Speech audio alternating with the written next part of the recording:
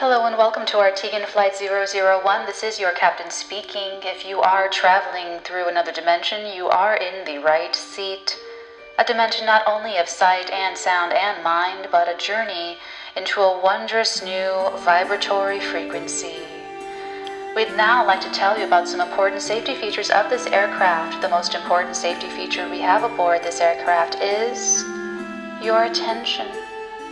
Please buckle up, everyone. It is going to be a thrilling ride.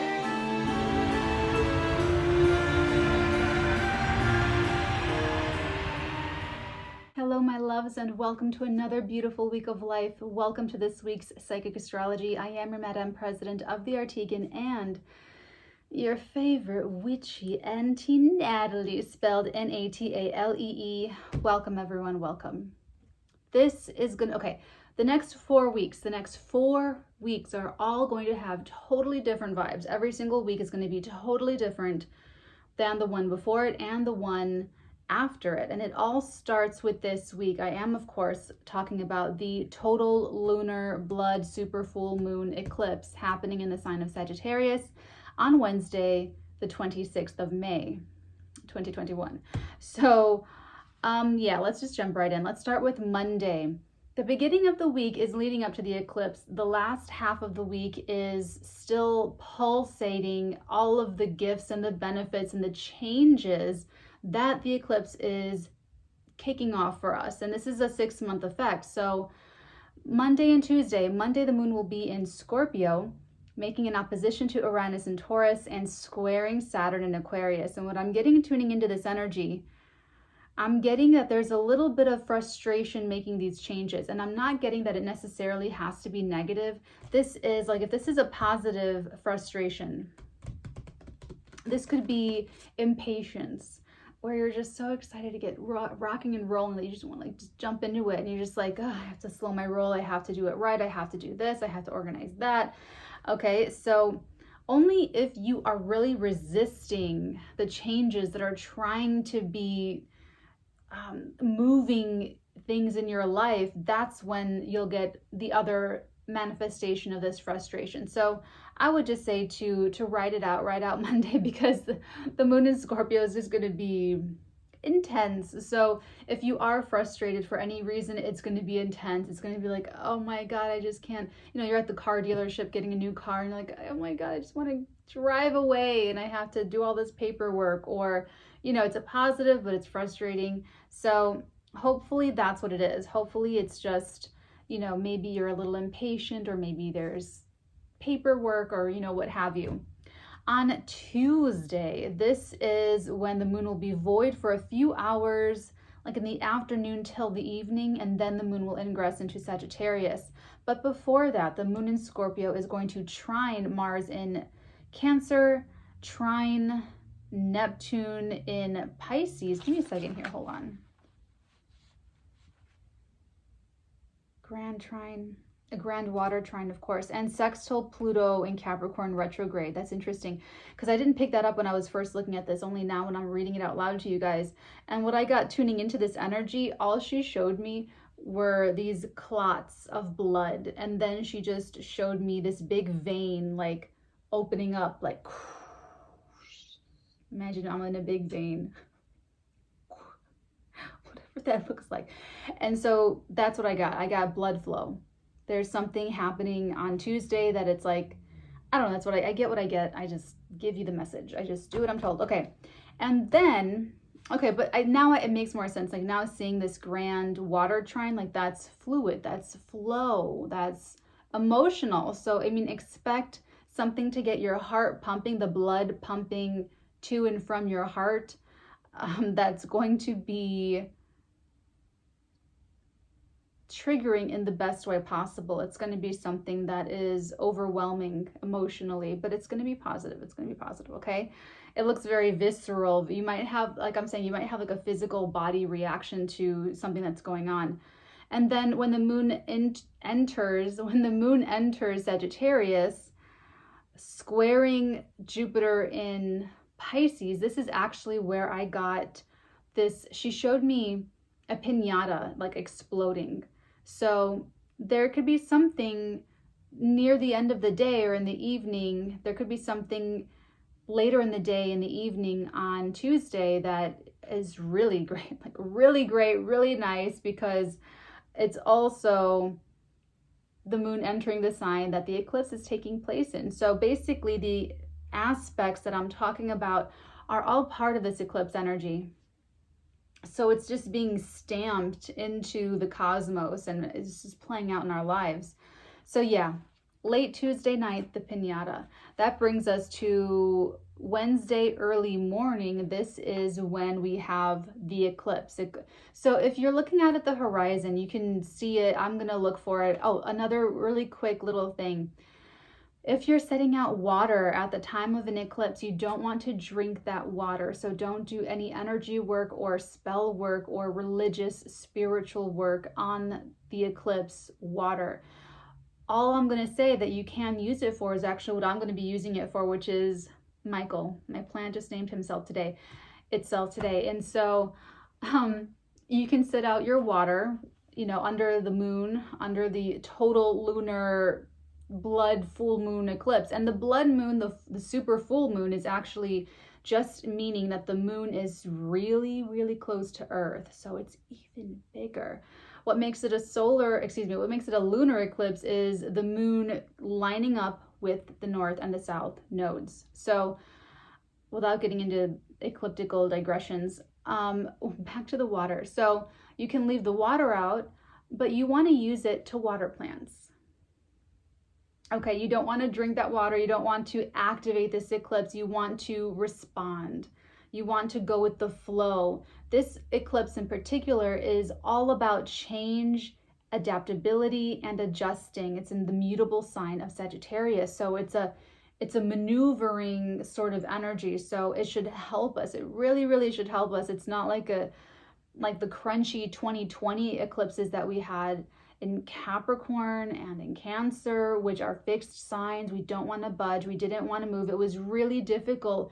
And that change was just forced upon us. And so it's like crash, a huge crash. This eclipse is so much more supportive. So anything that is changing and happening in your lives, it should be a little bit easier to go with the flow here. So that's what I want you to keep in mind. But back to the water. So yeah, just let that water sit out overnight under the light of the moon, and then use that water to water a plant that you're just trying to, you know, just get some life back into it.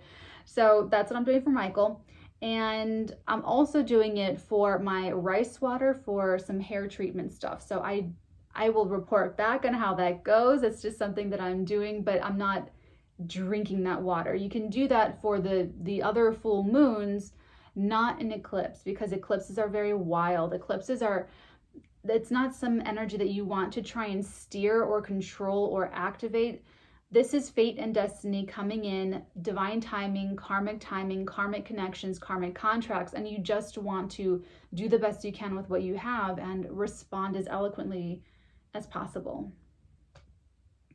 That being said, so on Wednesday, we have the total lunar blood moon, super full moon eclipse. I will be here live streaming to talk more about it. We also have on that day, that moon sextiling Saturn. We have Venus in Gemini squaring Neptune in Pisces. So I'm getting a couple different things with this. I'm getting adapt and adjust or reject and run. So the people that are not like ready for these changes or don't want to maneuver, or what's happening is so big and so supersized that it's like overwhelming their circuitry in their brains, they're probably going to want to reject it, like just cognitive dissonance, and like run away. So that's just some that we're just going to see that. And then that's like, if you're talking to someone, and specifically these are very mental energies, and I am so ready for transparency with the aliens. I am so ready for it. I am so ready. So this is a perfect example, because you and I have been living with the aliens this entire time in our consciousness, knowing that they're there, knowing that a lot of other things have happened. Imagine that you have been able to successfully just write aliens off as superstition or cuckoo people, right? And then all of a sudden, the United States government drops some bombs, not that bad, not that, drops some information about UFOs, unidentified flying objects. Let's say they come out with pictures of past former presidents meeting with these aliens, and like, let's just say it's very irrefutable proof. That's what cognitive dissonance is when someone just like you have two different, you splintered your thoughts, and you want to think and believe one thing, but then you're acting and doing something completely different. So when something happens that breaks that cognitive dissonance, we have one or two reactions. We either adapt and adjust, or we reject and run, and we uphold that cognitive dissonance, and it maybe splinters, or it gets worse, or something, other things happen. So what I've got for you is you're going to walk right through it. She brought this memory back of when I was in Germany. Was it the first time or the second time? I don't remember which time it was. It was when I went to Weimar on the train with my friend, my German friend, and I had gotten off the train, and in the train station, it's like underground. It's like this little tunnel. You have to go through the tunnel, and then you get to the air and the outside. And unbeknownst to us, we were on a train that was also carrying a really big group of people that had just come from a huge Nazi rally. And I just remember getting off the platform and going through and like just hearing this huge noise. They were really riled up. They were just still in the energy, right? And so I look behind me, and wall to wall of this tunnel, Nazis, neo-Nazis, I should say. And they're just like pumped up, and I was like, oh wow, my god. And we had luggage, like we had stuff, as my female Capricorn friend and myself. And so she started to panic, and so she tried to dip in. I didn't want to do this, but she dipped into this little shop, right? This little, like a 7-Eleven or something. And I didn't want to do that, but I followed her in, and we went in, and they started to follow us because I'm melanated. And so she went to the shopkeeper right away, and we're speaking German. I speak German, and she's asking for help. And right away, the woman's Feierabend, Feierabend, geht raus, Feierabend, which means like the workday's over. Like, we're closed. I'm closed. I don't want any part of this. Is trying to like just leave. It's Feierabend. The workday's over. And so I could tell she's a Virgo rising, and so she shakes like a little leaf, she's short, and I'm a different Capricorn, okay? I have a lot of fire and air in my chart. So I grab her, and we go in, and they start following us, right? So now we're being packed into an even smaller space in this small little super little market thing. Not even like it was more like a newsstandy type place. And I kind of grab her and then just like pull her behind me, and without looking anyone directly in the eye, because they're still chanting and rah, rah, rah, I walked right through them, out the door, to my right, and we made a few steps, and she was following behind me. And really interesting, these people saw what was like happening, and they just came up to us. They came up to me, and they just started talking to us, and they were natives, Weimar natives, and the mob started to file out and just left. They just kept walking. And I mean, I would steal glances, and you'd see like the SS on their necks, and like these huge 8 balls, and like all the huge swastikas, and like just really committed to this ideology. So yeah, I mean, it was exciting. It's very exciting, very adventurous. But there is no adventure without some risk and something that's exciting, right? So that's what she showed me, and that's kind of what I want to tell you about this eclipse. Like, whatever is happening, you walk right through it, just like I walked. I mean, we were all like touching each other. Like, it wasn't like everyone just parted aside and let me walk through. No, I had to really just walk right through it. And so that's what I want you to hold in your mind whenever anything happens that throws you this week, is that you can just walk right through it. Okay. Oh, and then about Venus, Neptune. So unless it's creative, this energy could be really, like I said, about breaking that cognitive dissonance with the aliens. People are going to have a difficult time with certain belief systems, ideologies, things that they want to think and believe, and coming up against people and situations and things that just say the exact opposite. And so when that and this could be misogyny, this could be anything, racism, absolutely anything. It doesn't have to be as dramatic as aliens, but it could be, you know, anything at all. And so when they come up against something, when they come up against, you know, someone channeling internalized misogyny, comes up against a woman that displays a certain level or a certain type of economic power or self-empowerment, and it just really triggers their misogyny, that's them having this eclipse moment of like, this makes me very uncomfortable, and they have a reaction, and it has nothing to do with the woman or anybody else. It's that person and their cognitive dissonance, their level of maturation, their own mental prisons that are sort of, you know. So oh, that's right, unless it's creative though.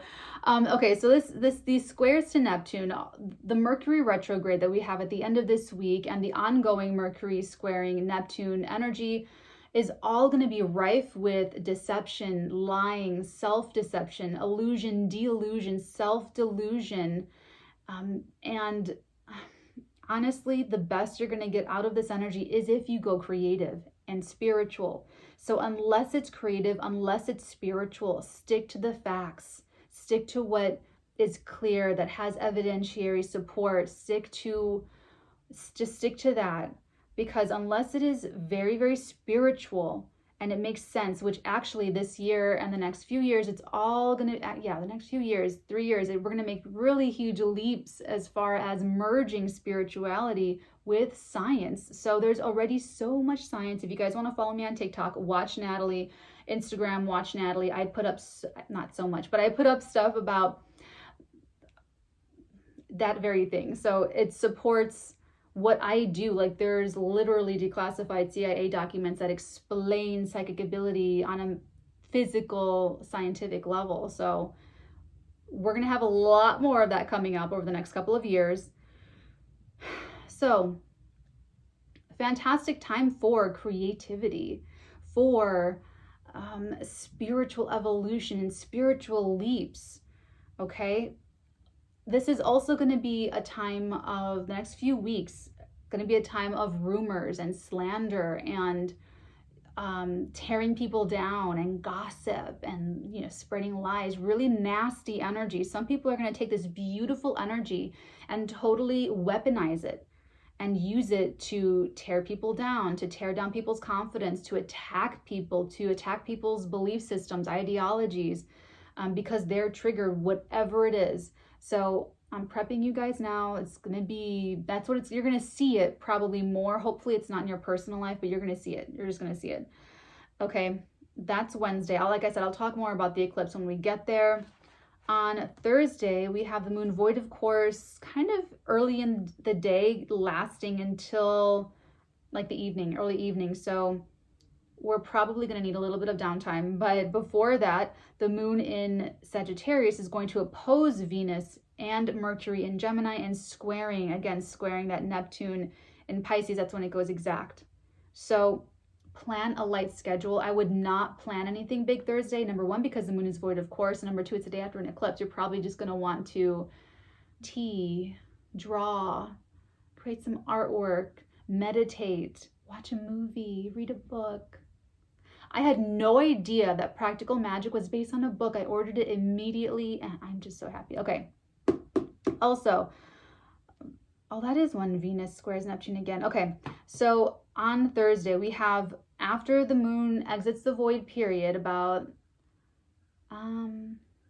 5:23-ish, Then the moon ingresses into Capricorn, and this is nice. When the moon ingresses into Capricorn, the next 2.5 days are going to be really supportive with moon in Capricorn. Usually moon in Capricorn is like, oh, we just don't feel so good about ourselves until we're getting a lot done, or we're really hard on ourselves, you know, feeling a real lack emotionally. But right after the moon ingresses Capricorn, it sextiles Jupiter in Pisces. So what I'm getting with this psychically, she's saying manifestly so.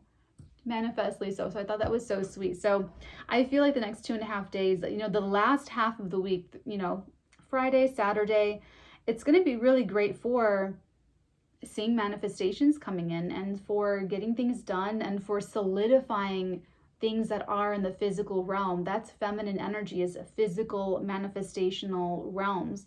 The masculine energy is more idealistic in the mind, creating in the 5D, creating in our minds. Whereas the feminine principle is what gives birth to that idea into the physical, whether that's children of the mind, children of the body. That's the feminine principle. It's all it means. It's not gender.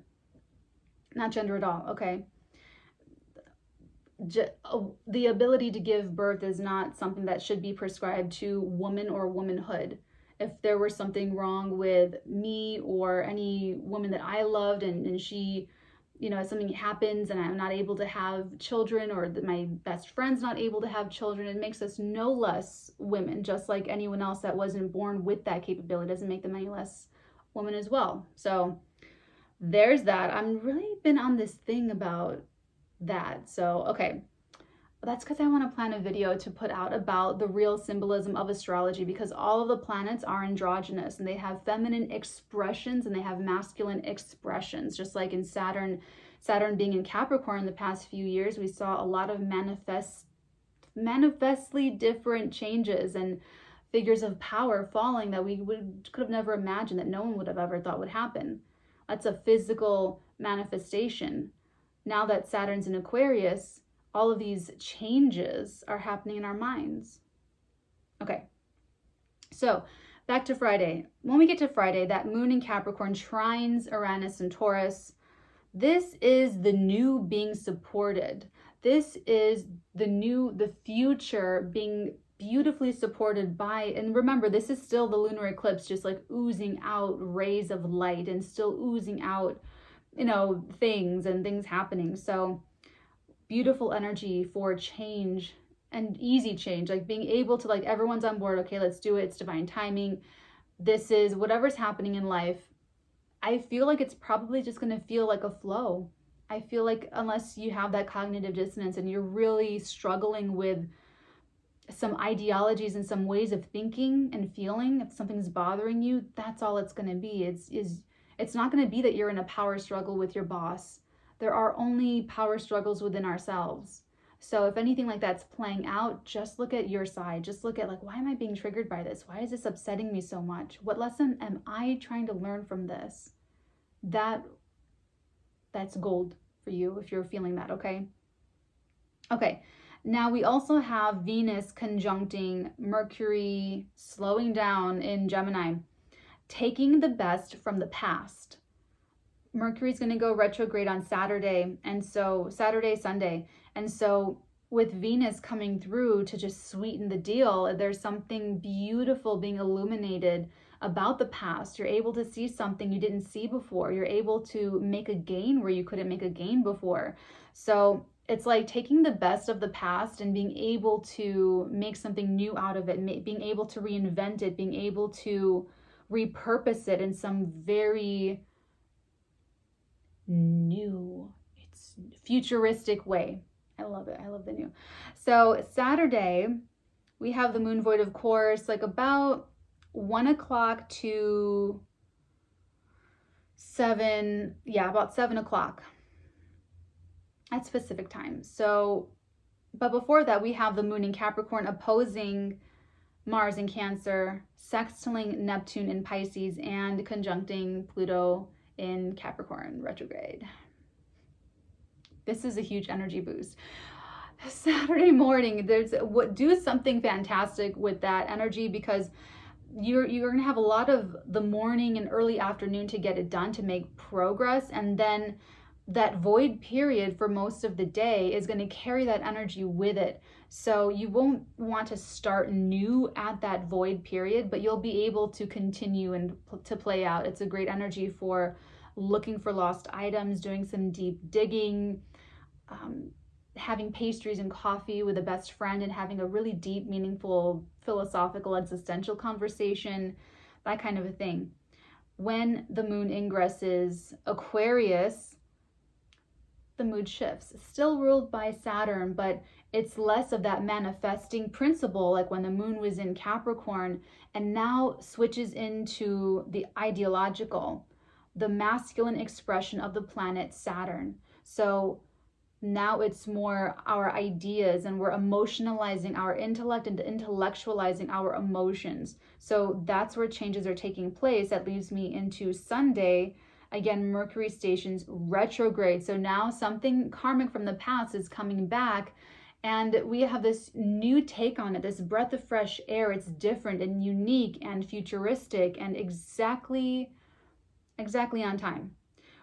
On Sunday, we have the sun in Gemini trining the moon in Aquarius. We have that moon in Aquarius squaring Saturn in Taurus. Squaring Uranus in Taurus, and then conjuncting Saturn in Aquarius. This is interesting because I feel like there's a boss figure here. There's a boss energy. That could be you, that could be someone you're working with, that could be somebody in your life. There's a central figure of power, and there's meetings, there's talks, there's information, but there's this power. And it's interesting, we also on Sunday have Mars in Cancer trining Neptune in Pisces. So like I said, there could be a meeting, there could be something taking place that is really inspiring, really successful, really successful.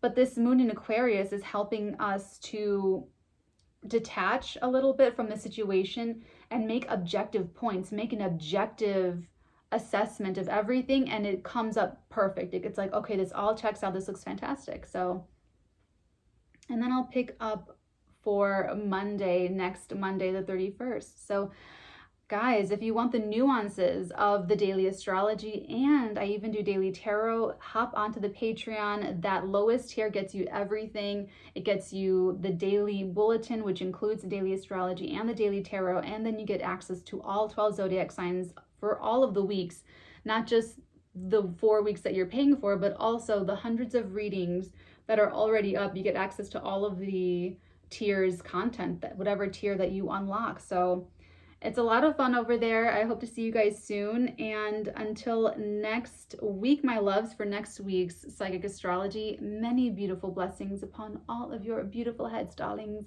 Mwah.